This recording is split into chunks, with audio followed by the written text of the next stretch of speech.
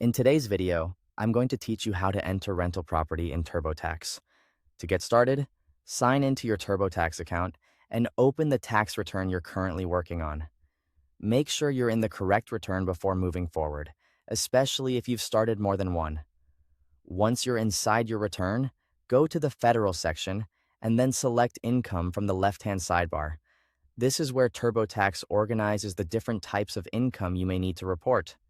Next, scroll down until you find Rental Properties and Royalties, which is listed under Schedule E. When you see it, click Start if you haven't entered anything yet, or Revisit if you're coming back to a section you already began. TurboTax will then ask whether you had income from rentals or royalties. Here, choose Yes so you can continue into the rental property interview. On the next screen, select Rental Property and then click Continue. After that, you'll be asked to enter the basic information for the property. This usually includes a nickname for the property address, and the property type. The nickname is just a simple label to help you identify the property inside TurboTax, so choose something clear and easy to recognize.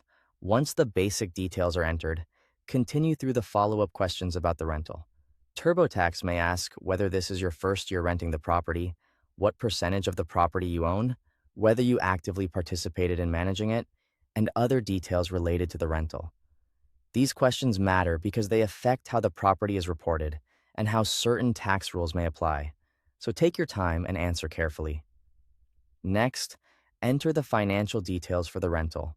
This includes your rental income, the number of days the property was rented, and any personal use days if that applies to your situation.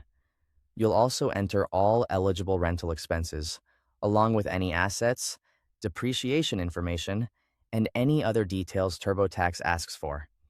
It's a good idea to have your records ready before this part, since accuracy here can save time and help prevent mistakes. After everything has been entered, review the rental property summary carefully. Check for anything that needs to be corrected or updated, and make any necessary edits. When everything looks right, continue through the rest of the Schedule E interview until TurboTax confirms that your rental information has been completed. That's it. You've successfully entered your rental property information in TurboTax. Thanks for watching.